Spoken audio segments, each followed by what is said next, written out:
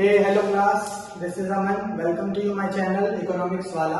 जैसे कि आप थंबनेल पे देख रहे हैं कि जो हमारा थर्ड चैप्टर चल रहा है agriculture industry and trade 1950 to 1990, इसका आज हम लास्ट पार्ट 6 करेंगे। उसके बाद ये हमारा चैप्टर ओवर हो जाएगा और फाइनली हमारा थर्ड चैप्टर भी ओवर होता है। उसके बाद हम अपना फोर्थ चैप्टर स्टार्ट करेंगे, क्योंकि अब हमें स्पीड पकड़नी, क्योंकि बोर्ड एग्जाम में टाइम नहीं रह रहा है, हमें फटाफट अपना सिलेबस को कंप्लीट करना है। ओके, तो आइए आज के सेशन को स्टार्ट करते हैं। जो हमारा आज का टॉपिक है, today's topic, trade strategy of import substitution.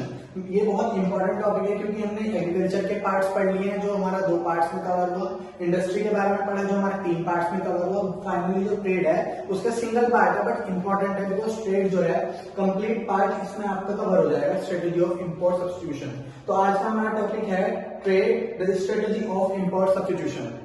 तो आइए आज के सेशन को स्टार्ट करते हैं, बहुत ध्यान से समझिएगा। देखिए बेसिकली जैसा आपको यहाँ पे शो हो रहा है डायग्रामेटिकली, आप यहाँ देखिए कि यहाँ पे मैंने आईडी लिखा हुआ है, जो अभी मैं आपको बताऊंगा और क्या होता है। यहाँ पे कॉल्ड एज मींस इसका अदर नेम क्या हो सकता है, इसका फंक्शन, जो एक इसका फंक्शन बताया गया और उसका एडवांटेज। देखिए अगर आप इकोनॉमिक्स स्टूडेंट हैं, जैसे कि इकोनॉमिक्स के स्टूडेंट इस वीडियो को देखेंगे तो आप बुक में देखेंगे तो ये एक पैराग्राफ है, इसमें ना ही फंक्शन दिए हुए हैं, ना एडवांटेज, ना कॉल्ड एज। लेकिन ये मेरे नोट्स हैं जो मैं आपके लिए प्रिपेयर कर रहा हूँ पॉइंट, क्योंकि अगर हम इजी फॉर्म से पॉइंट्स बनाकर पढ़ेंगे तो हमें बहुत डायग्रामेटिकली इजीली अंडरस्टूड हो जाएगा, जो हमें लास्ट तक भी याद रहेगा। ओके, तो मैंने आपके लिए पॉइंट्स बनाए हैं कि कॉल्ड एज इसका पूछा जा सकता है, what is the other name of trade, strategy of import substitution, what is the function of trade, strategy of import substitution and what are the advantages of this.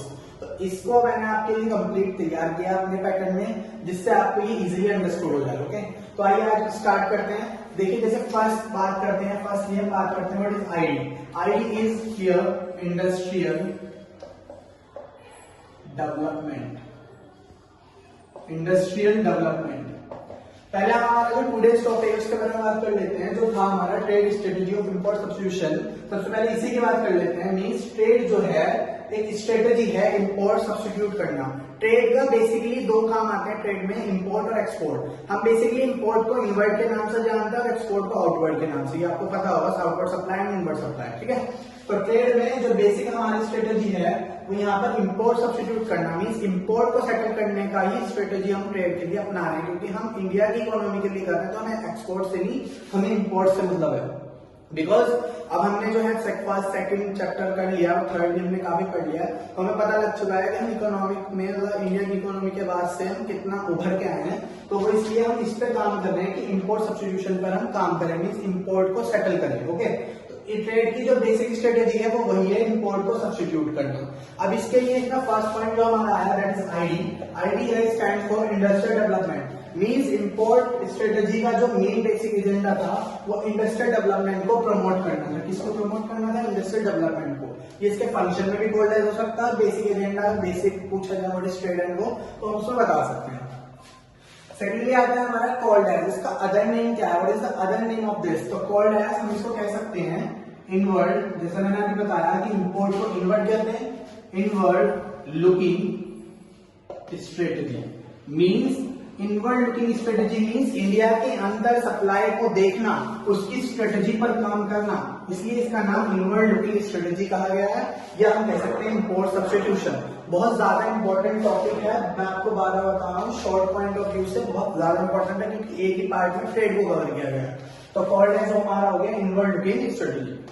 Okay, function हम इसमें क्या पढ़ेंगे trade import substitution में? इसके function हम पढ़ेंगे कि duties क्या है, इंपोर्ट सब्स्टिट्यूशन की ड्यूटीज क्या है, उसकी क्या रेस्ट्रिक्शंस हैं, उस पर हमें वर्क करना है। क्या उसकी ड्यूटीज हैं और क्या उसकी रेस्ट्रिक्शंस हैं, हमें उस पर वर्क करें, जिसमें हम करेंगे। नेक्स्ट आता है, लास्ट आता है इसका एडवांटेजेस। 3 पॉइंट में कवर है, हर पॉइंट जो है आपस में इंटरलिंक्ड है, बहुत इजीली समझिए आप। अगर आप बुक से पढ़ेंगे, मैंने पहले ही बताया, तो आपको एक पैराग्राफ ही मिलेगा, आपको समझ नहीं आएगा, आप सोचेंगे बेकार टॉपिक है, लेकिन इस पैटर्न से आपको ये बेकार नहीं लगेगा, क्योंकि इजीली पैटर्न डायग्रामेटिकली बनाया गया है। तो देखिए जैसे कि आपने फर्स्ट टॉपिक है, इसका एडवांटेज है domestic production. Means domestic production को प्रमोट करना जाएगा, क्योंकि हम वर्क कहाँ कर रहे हैं? इंडिया में कर रहे हैं, इंडिया की इकोनॉमी को ग्रोथ करने के लिए कर रहे हैं। तो हमारा जो ट्रेड है बेसिक एजेंडा उसका इंपोर्ट सब्स्टिट्यूट करना है, तो उसमें हम डोमेस्टिक प्रोडक्शन को ही इंपोर्ट वो करेंगे, प्रमोट। समझ आ गया? अब ये जो फर्स्ट पॉइंट है सेकंड पॉइंट से इंटरकनेक्टेड है। कैसे? जो डोमेस्टिक प्रोडक्शन है ये हमारा किसी है, वो हमारा किया जाता है to save to save the foreign exchange, जिससे कि हम फॉरेन एक्सचेंज को सेव कर लें। अगर हम फॉरेन एक्सचेंज खत्म कर देंगे तो हम इंपोर्ट के लायक मिलेंगे, और फॉरेन एक्सचेंज को सेव करने के लिए डोमेस्टिक प्रोडक्शन को बढ़ावा दिया जा रहा है। इसमें एडवांटेज में आया इससे। ओके, तो फर्स्ट सेकंड कंप्लीट हो गया, समझ आ गया आपको? नहीं आता तो मुझे कमेंट सेक्शन में बताइए, वैसे बहुत इजीली समझा रहा हूँ, कोई इसमें इशू आना नहीं चाहिए। ओके, लास्ट पॉइंट है, that is the important point, domestic industry को प्रोटेक्ट करना। डोमेस्टिक इंडस्ट्री को प्रोटेक्ट करना कैसे? जब हम प्रोडक्शन को बूस्टअप कर रहे हैं तो ऑब्वियस है कि हम डोमेस्टिक इंडस्ट्री को भी प्रोटेक्ट करेंगे।